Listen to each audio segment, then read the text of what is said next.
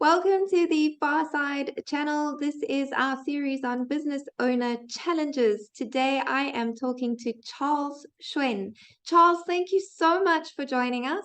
I'm really looking forward to hearing from you today. Tamryn, the pleasure is all mine. And you were previously on my podcast. So I'm very, very honored and excited that today I get to share my side of the story with your listeners. Yes, me too. I think it's going to be a really interesting story. I'd actually love you to start with telling my listeners what it is you do. What problem do you solve for everyone listening? What problem do I solve? That is an excellent question. And that is one of the questions I like to work with the client on.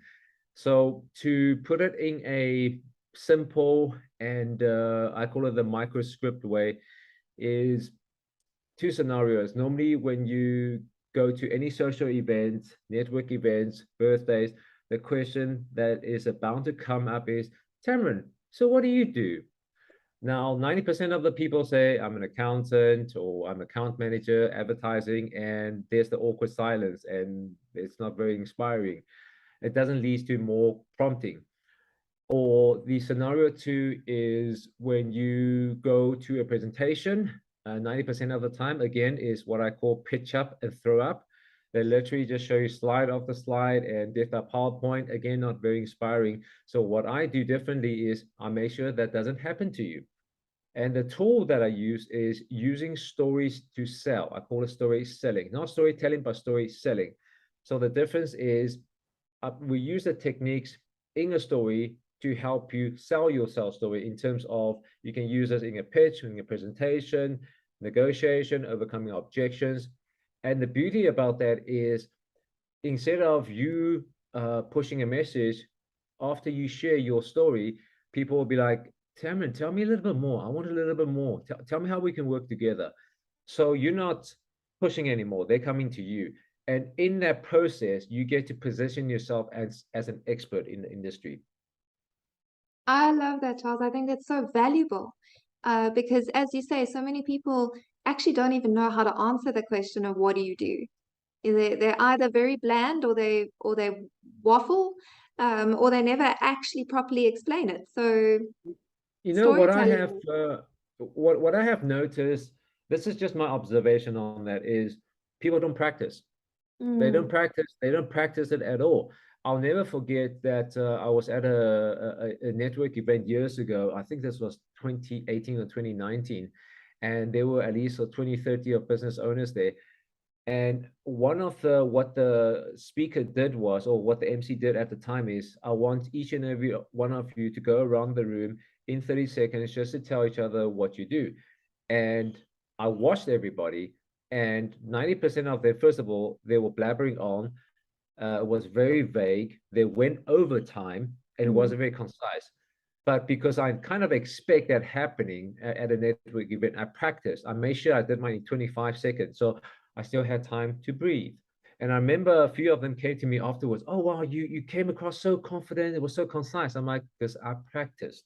I Yes. literally practiced it, and I timed myself to see how those, because this is bound to happen. And the thing is, you don't want to get caught at a place where there's somebody that's very, very important that you're trying to get to know. You know who they are, but they don't know who you are, and you blow it. Yeah. Yeah. Because if you blow that 30 seconds, then they'll just be, okay, Tamryn, lovely meeting you. I'll see you after the event. And then that's it. It's Mm, gone. mm, mm, So the what I wanted to share is there's a story um called The Pie Man and the Expert. Now, imagine the pie man. He is standing at an event, the one that you want to go to, Tamryn. So let's say you want to go to an event that you've been waiting for a long time, and the speaker is just like, wow, and you're queuing, you're standing there for 15 minutes, 20 minutes. And here comes this pie man on a cold winter's day selling fresh baked pies. He goes to every single person in the queue and say, would you like to buy a pie? Would you like to buy a pie? Would you like to buy a pie? And by sheer volume, he will make a sale because he asks every single person. However, who are you actually there for? You are queuing for the expert. mm.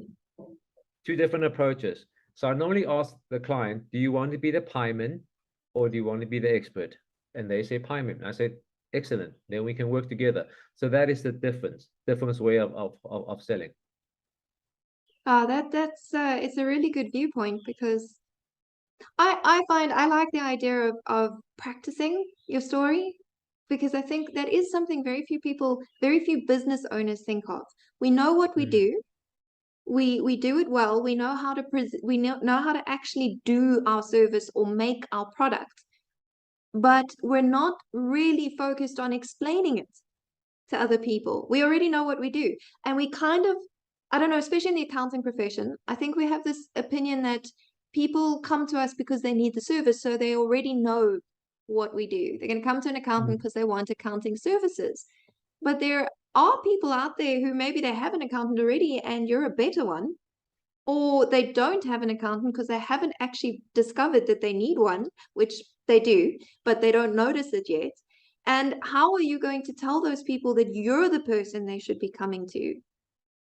That's an And that, excellent. That's an excellent observation. And this is, and to your point, accountant. There are how many accountants out there, right? Every single person that is a CA or a bookkeeper can essentially do the same job. So what makes you different to the next person? Now, most of the people will say, well, I've been in the business for 15 years. I've got great service. It's valuable. I get to know you, blah, blah, blah. Here are my certificates. But so what? The key thing that they miss out of explaining is the first question that you ask, what problem are you solving for people? So let me give two scenarios. And I can relate to this because do you ever get back pain? yes.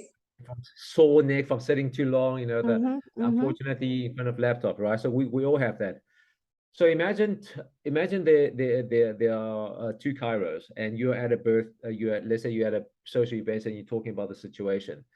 And the first chiro says to you, hey, Tamryn, I heard your situation. And why don't you come and see me on Monday? Because I graduated #1 in the class. I've got the best chiropractor machines and my clients love me. Come and see me. Or chiropractor 2 is, hey, Tamryn, I overheard the conversation and I heard that around 1 o'clock in the afternoon, your neck starts tensing because you forgot to take a break, and the neck starts tensing, the shoulder starts tensing, even the bum starts hurting. I think I can help you with that. Why don't you come on Monday? Why don't you come through on Monday and let me see what I can do? Which one would you rather go to? Yeah, probably the one that paid attention. Exactly, because that person spoke to your pain. The first chiro could be just as good, but it's the way the second one communicated. And the beauty about the story selling is we are all storytellers by nature. If you just look at kids, they'll come up with the wildest stories. But unfortunately, once you get to school level, that thing gets totally killed because it's either the right answer or the wrong answer in the test. So you learned, oh, there's only one right answer. You don't practice that anymore. And another thing I've noticed, I ask people when I'm doing a keynote as an example, how many of you have received sales training before running your own business? 99% of them never. Yeah. How many of you have thought about sales as a career? Again, 9 out of 10 says no. So if you never thought about sales as a career, if you've never been told or taught how to sell, how are you supposed to sell? Yeah. So I'm not surprised because, and also I've noticed that a lot of times business owners, they feel like product training is the same as sales training. I noticed that when I was interviewing people, I thought, oh yeah, we train them on product and product. Yes, product knowledge and sales knowledge is two different things. So I think that's where the misalignment comes in. Yeah, it's so true. Hey, you can know your product and you need to know your product to sell it. You need to know it, but that's not the same thing as reaching that person and saying you need this product so that they want to buy it. Exactly. And that's a great point. I just feel it's a pity that we should actually teach how to sell in school. We definitely should, because you had to sell. It doesn't matter if you run a business or not, you have to sell yourself. Well, that comes Sounds wrong, but it is. You have to sell and It's promote true. yourself to get a job in the first place. Mm. Because every single person that graduated in your class have the same qualifications. So what will make you stand out? It's by the way you communicate. And I've noticed this, like if you interview somebody for a job position, the question they will ask you is, tell me a bit more about yourself. What they are listening is not about, I grew up in Cape Town and I was the team captain, I have 5 dogs. That's not what they want to hear. What they want to hear is, how are you going to be an asset for that company, for Yeah. that role? That's what they actually want. And it took me years to finally click, because nobody told you that's what they're actually asking for. They always ask you, tell me about yourself. And unfortunately, I made that mistakes in the past. Yeah. Yeah. We all have, haven't we? In fact, that's probably the most dreaded question of a job interview. Everyone hates that question. Tell me about yourself. But it comes up over and over again because it's a good way. You can see who has practice, who has research, who can think on their feet. One of my favorite ways of let's say if I'm interviewing somebody for a position in a sales role, I will, because a lot of questions you can prep for. There's a lot of stuff you can Google online. I'll throw a curveball. As an example, Tamryn, what's your favorite swear word? And use it in a sentence. Oh, that's fantastic. I love it. And what that does is either the person will freeze, then you know, wait a minute, they're not good at thinking on their feet, which you do need to do, or they're too conservative, or they will roll with it. Now, these are things you can't prepare for. So I like to ask people questions just to see how they. So try that next time if you interview someone. I There's no right will. or wrong Thank answer. you. Just like see how they think. Yeah, that's and that definitely is going to make them take a double take because very few people are going to ask about your favorite swear word in an interview. Exactly, exactly. I love that. That's wonderful. So, Charles, this is our Business Owner Challenges series. What has been your biggest challenge in building your own business? Well, I will summarize it in 3 things. The first thing is my first year of starting my business, I didn't have a product. And it's such a rookie era. I didn't have a product. I positioned myself as a digital strategist because I worked in advertising industry for 4 years before I went solo, and I was very, very good at it. Generating revenue. I was a top performer of the year multiple times. So I was very good at what I did. So I thought that, oh, I was promoting digital strategy. So I was selling that. But then I noticed when I started working with business owners is when I was working for the company, I mean, advertising is expensive. So if you can afford to spend on a billboard or in a print media, you need to have budget. And these companies normally will have ad agencies. In the ad agencies, there are strategists, media buyers, media planners, and so forth and so forth and so forth. But when you work with a business owner, they expect you to do all three. A designer, buy ad. I'm like, whoa, that's not my niche. And that took about a year. And at the same time, I was clocking up. I burned through my savings, so that was my other challenge. I saved for 3 months instead of, if I look back, I will save for at least 6 months because it took me 7 months to get my first client. Sure, And yeah. I started racking up credit card debt. It was like over 100,000. And it took me like 3 years to pay off. So that was a very, very tough lesson I learned right in the beginning. Until I came across this person, and funny enough, I was doing an interview. His name is Douglas, and he's a very well-known South African author. And I was asking him, "Hey, what do you think of my website? What's your take on it?" And he asked me the question. So in the beginning, it was stories. I tell people how to tell their story. He said, "Okay, but what is the end goal?" And then I told him this, no, but what about the end? What is the actual end goal? It's like to generate more revenue, to make more sales. He says, and then that's when he says, aha. When he said that, I clicked. Like I wasn't selling stories, I was actually teaching people how to sell. Because when I was working advertising, I was good at selling. The advertising space was just a product. Yes. And it took me over a year to click. and rack up debts and pay my freaking school fees. And after that, I'm like, wait a minute, you're darn right. I'm good at selling. That's why I was able to generate revenue. And that's when I started to craft material, craft content, because I took a lot of notes when I was working in sales. Some of my philosophy, my framework, and I created it into a program. And then I had the actual product. Because nobody's just gonna hire you just to do it, just to talk. Yeah. So that was the greatest challenge that I learned in my first year. Have an actual product. And then the second thing is, here's the product. So what I did was, I'm very grateful that I had a group of network. Some of them are friends, some of them are business associates.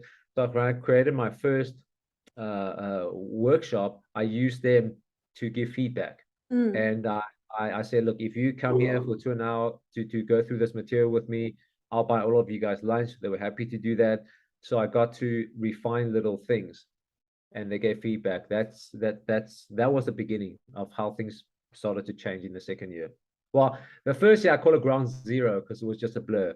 So the first year I call it ground zero, and so the first year, official year, things started to change. Oh, that's awesome. That's awesome. And tell me, Charles, you run your business alone? When you say alone, I don't think anybody runs their business alone per se. So I do have help. So what I mean by that is I don't work with any full-time staff, but I work with a lot of freelancers. I have designers, proofreaders, accountants, podcast producers, all those people that I work with, but none of them, they all run their own business. So when I have certain things, I go to them. And the reason for that is I can spend time trying to design something, but I'd rather let a professional do it. They can do it Yeah. faster and better, and I'm happy to pay them. So I can spend my most precious commodity, which is my time, to master my craft instead of trying to master a web design. Yes, yes. Yeah. So Wonderful. does that answer your question?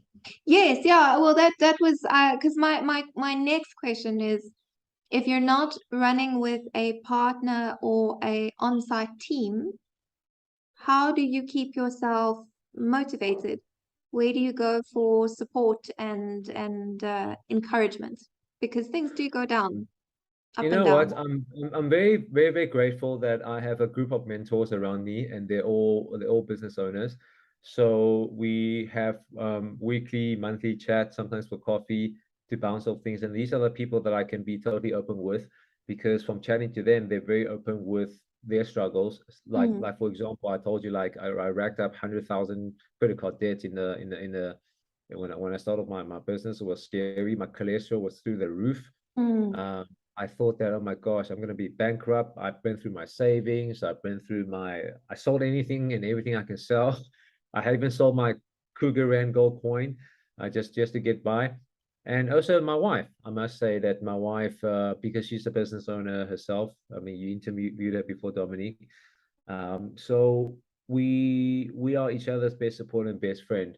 And there are dark days. There are days that it gets tough. And then she will ask me questions and I'll ask her questions. And that's how we get through it. That's wonderful. It's important to have that support structure. Hey, whether it's your wife or your friendship group or your mentoring group. I think that was one of the things I did wrong right in the beginning is I'm a very independent person. I try to do a lot of things alone, but it's a terrible idea as a business owner to try to do everything alone. And you know what? It's definitely, I think some people might see it as weakness to look for help, but for me, I don't think that's weakness at all, because no man is an island. Even the people that proclaim to be self-made, I don't think they meant what they said, in terms of, if you build a multi-billion, you had help along the way, accountants, lawyers, attorneys. You probably didn't get funded. That's probably what you meant, or got like inheritance, but you had a team helping you. There's Yeah. no way you could do this on your own. And the other thing I remind myself of, I remember a guy called Alan Reyes. Alan Reyes. He runs a company called Reyes Corp. Yes. So I interviewed him before, and I was asking him that, and he said something about, it's called the shift question. So what that means is, let's say Tamryn, you run a business, and because South African zone time, you work from 8 to 5 as an example. But something happened, you can only work from 5 until 9 at night. What would you do? And you might say, okay, I might have to service international clients, or I might have to create different things or systems and processes. So the next question will be like, why aren't you doing that right now then? So it's called shift questions. So the point of that is, until you run out of questions to ask, keep going. And I thought that was brilliant. Yes, brilliant. Yes. Right? So you take the emotion out of it. Like, screw the emotion. Of course, there's ups and downs, but have I explored everything? Have I tried international markets? Have I tried small group coaching? Have I tried Keynote? Have I tried this? Have I tried that? Not all of them. So keep on trying until you exhausted everything. Then, okay, I gave it a good run. Time to pack my bags. That's excellent advice. That's I know Alon. He has a wonderful Race Corp is a wonderful company helping small businesses and helping new entrepreneurs. And No, he's I have a lot of respect for Elon. I have a lot of respect for Elon. yeah. If anyone watching, I would actually recommend you look him up and follow him on social media because he drops gold on social media. No, absolutely. And the funny thing is, I remember when I was interviewing him, he mentioned that when he first started his business, he was like halfway in, halfway out. He was going for interviews, and he went about 5, and nobody hired him. He said, well, they must be assholes for not hiring him. Then he realized, no, he was an arsehole. He was unemployable. And I said to him that it's funny because I went through the same thing. I was also like half trying to get like a day job, maybe a half-day job to support. And I'm very grateful none of them hired me, because otherwise I wouldn't be here today. Yeah. So it all worked out. It's amazing how it does work out, hey, sometimes. Yeah, look, but like I said, it's I just feel like there's a great resource I can share with your listeners. One of the lady, her name is called Dory Clark. Another guy, his name is called Dave Stahoviak, and those are like my distant mentors. And they've been in the business for over 10 over 10 years. That I think both of them publish articles on Harvard Business Review, Forbes, and publish books, so they know what they're talking about. And one of the things that they said, and I think I heard it this year, and maybe you can comment on that, is the first 3 years you probably won't see a lot of things happening. It's like, what's going on? It's like you plant a seed and you water, and every day you're just standing above the ground, like, come on, I gave you fertilizer, I gave you water, I gave you sun, 7 days a week I'm here, grow something. Yes. But then magically the 4th year, and they both said that the problem that they see a lot is people give up too easily. When they said that if I think back my first 3 years, it was like that. You were seeing little bursts, but it's not like, but this is my 4th year. I can see the shoots start coming out. Yes. And it was so true. Well, that would lead me to a question of, do you think that entrepreneurship suits a specific type of person? Do you think there are specific character traits that a person needs to be a business owner? Or do you think that anyone can be a business owner and work on their character traits? You know, there's been lots talk about it. The same question, like, are entrepreneurs born or made? Which I always find that quite a strange question. Every entrepreneur was born somewhere down the line, right? I mean, that right? It's like that's just a strange statement. But in terms of character traits, from the people that I have seen, one trait that they do have is perseverance. Perseverance, and I don't know if you can teach that. I don't know if you can teach somebody to persevere. And when it comes to motivation, this is just what I have seen for being in the sales industry since 2004, is you either motivated or you're not. I have yet to see, so I'm not saying never, I have yet to see somebody that is a bottom performer all of a sudden became the star. I have yet to see that. So you have to be self-made, or let's look at the Olympic athletes. Let's say Michael Phelps or Usain Bolt. Do you think their coach need to stand next to the bed and wake them up with an alarm every day to go to practice? No. No, because they are motivated themselves. So you need to have motivation and perseverance. Not motivation. You need to have perseverance because times will get tough. The other things I think you can learn, like introvert versus extrovert, that doesn't really matter. I've seen both. I've seen people that they know that they are the technicians within the company, so they will hire somebody else to do other stuff, so they can be like the architect behind it.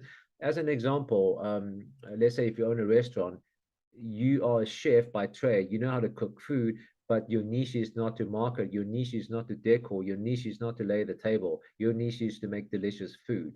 Yes, So you yes. might have one element of making that signature dish, but you will need help from other people, even the way you communicate. So I think from all the people I've interviewed so far, which is probably approaching 90 now, that's the one common trait I've seen is perseverance. And I really don't know if you can teach perseverance or not. I don't know. Well, interesting. I've been reading a book and I haven't finished yet, so I can't give you a full opinion on that. Grit? Is it But it's, grit? yep, yep, Ah, by yes. Angela Angela Duckworth. Duckworth. Oh, it's an amazing book. No, she is there. Look, I didn't know she was Asian until I saw. I mean, it makes sense because she's married to somebody else, hence the surname Duckworth. But I can relate to some of the stuff that she says because I'm from Taiwan. Her parents are from China, but similar roots, so I can understand and relate to what she went through as a child. Um, so yeah, definitely a grit, perseverance. I Yeah. suppose it's interchangeable in a way. Grit is an amazing book. Yeah, and she's it's not that you can teach grit, but that or perseverance, but you can increase it. I found that interesting. It's something you Mm. can develop. You can develop, and that's why I say no man is an island. So let me give you an example. In my the I go through it at least once or twice a year. Like Tamryn, like, oh my gosh, this is too hard. Maybe I should just go get a job. At least once or twice a year. It just happened. And I've noticed most of the time is towards the end of the year because Yes. people are tired. Yes. December, tired. Oh, my friends are getting 13th check. They're going on holiday, and where's my 13th check? And that's when you start emotions and it starts entering your head. Um, so it does happen. It does happen once or twice. Um, yeah, there will definitely be dark days, but perseverance. It's important to have a supporting group. That's why I said no man is an island. So if I didn't have my wife, I could easily crumble. Yes. So you're right in terms of it can be shaped if you have a good support structure. Like if every single person around you are telling you, Tamryn, it's time to pack up. It's not worth it. The doubts will start to creep in. Yes. Yes, Yeah, definitely, for sure. Whereas if they're all telling you, don't worry, it's just a tough patch and you can get through it, then you generally do. exactly. Exactly. That's why I said self-made man. I don't know about that. Yeah, I'm in full agreement. Full agreement. So my last question to you, Charles, is what piece of life-changing advice would you give your younger self if you were able to? I'll say two things is well, actually three things. So the first thing is I was born with ADHD. I was diagnosed at the age of 5 or 6, and I was looking at my friend's kids, and that kid is 6 years old. I'm like, geez, that's really young. And I was on Ritalins from then until the age of 16, so it's about 10 years. And I was looking at a kid, I'm like, kid, you're so young, and I cannot imagine asking you to take a pill every day. Mm. So because of that, I struggled through school. So I was the bad Asian, meaning that I wasn't the one getting colors for maths and science, and I got kicked back 2 grades. So Sure. I finished 1 year. Yeah, I know it's very embarrassing, but I've learned to embrace it and then see it as my superpower. So I would tell my younger self that everything will be okay. Mm. Everything will be okay. Don't let what the teachers say, because I had teachers telling me that, you're not academically good. Go learn something with your hands, some Mm. trade. Forget about going to varsity. Scrap that out. I mean, I had a career guidance counselor told me that, and that haunted me for years. So I'll tell my Mm. younger self, like, embrace your ADHD. Let that be your superpower. The second thing is, when I first started my business, I should have started it off as a side hustle. For example, I could have started my podcast, my YouTube on the side. It's not conflicting to I'm working sales. I can create. There's nothing wrong with that. So you get to practice. You get to put in reps, and you get to see if you're getting any bites for people to say, "Hey, Charles, I saw that. Would you come and help me?" Then I still have my full-time job. So build up that, get the reps in before you jump in. And then the last thing is save up at least 6 months. Yeah. 3 months is too soon now. Mm. I mean, even a year if you can, because that 3 months stretch to 5 months. So that Mm-hmm. 6 months, if you cut your expenses, can stretch over a year. So Mm-hmm. it just takes the unnecessary stress away. Yes, So 100%. that I can that tell you most businesses break even at 18 months. so the first 18 months they were just burning, burning, burning. Is it because they didn't save? It's just because it's exactly what you were talking about earlier about all that effort, but you're not seeing any growth yet. It takes time. It takes time for that effort that you're putting in and that building and that product creation and that selling and that trust building that you're doing. It takes time for it to bear fruit. So unless you are really fortunate, most businesses will break even at 18 months. So what happens after they break 18 months? What happens then? You begin to make profit if you continue to run it correctly anyway. That is good to know for all the listeners out there. That's good to know. 18 months. And so yeah, that will basically for the three things I'll tell my younger self. That's good advice, and especially with the ADHD, I think I find my husband is ADD, and I've also seen how people who've received those diagnoses, they doubt themselves, or they because of things said to them in the past. And my experience is people with something like ADD or dyslexia or anything like that, those things, exactly what you said, is embrace it as a superpower, because that is an indication that you think differently to the rest of the And world. you know what? There's a documentary that I've been that I watched, and I highly recommend it for your husband to watch, and or any person with a child, brother, sister, mother, or him or herself have it. It's called The Disruptors, and it's a documentary about ADHD and and all those kids. And when I watched it, it was very comforting to know some of the very, very well-known people had it. For example, Einstein, Walt Disney, Van Gogh, Einstein, Dale Carnegie. And one of the doctors said inside that so there's a lot of physicians that comment, so it's not like hearsay. They've done research on it.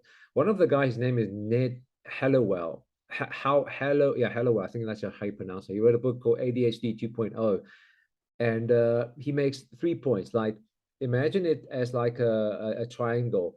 Normally, you will describe somebody with ADHD or ADD. They're easily distracted, Mm-hmm. they are impulsive, and they are hyperactive. But the flip side of this of being distracted is curiosity. Hey, Mm-hmm. what's happening there? Hey, Mm-hmm. what's going on here? It's curiosity.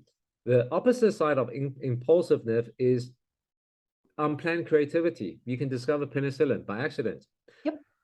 And the hyperactiveness, when you get to my age, is called energy. So I appreciate it. So Yes. that's that. When I heard him describe that, I'm like, yeah, damn right, that's my superpower. 100%, yes. And I find as well that people who have what do they call a neurodivergent diagnosis of some sort, their problem solving ability is phenomenal. Your ability, because I suppose because you can't concentrate or because you battle to concentrate, you also have a way of looking at things from 1,000 viewpoints. You're coming up with ideas that other people will never come up with because they choose one and they focus on it. It's a superpower. I mean, my wife always tell me, like, I'm not a handyman by trade, but she said to me, you come up with the most genius idea to do something. So silly example. So let's say if we eat pizza, and for me, leftover pizza is the best. So, but I don't want to spend the time and all the electricity to heat up 2 slices with a freaking oven. So what do? I use a toaster. How do you use a toaster? Pizza.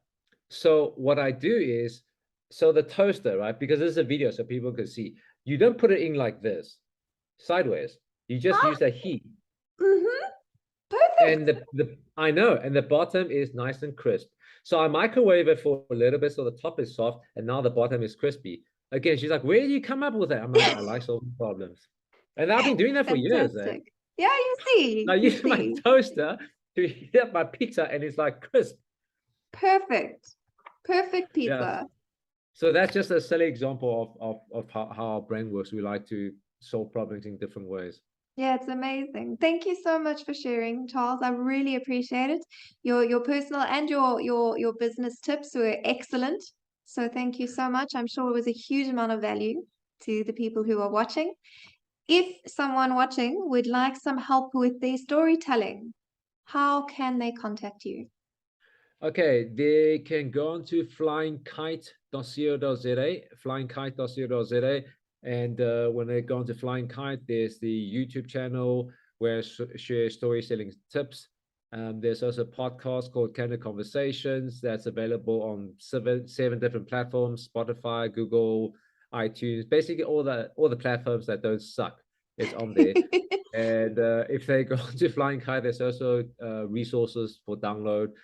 There's 2 free ebooks, and of course they can connect with me on LinkedIn.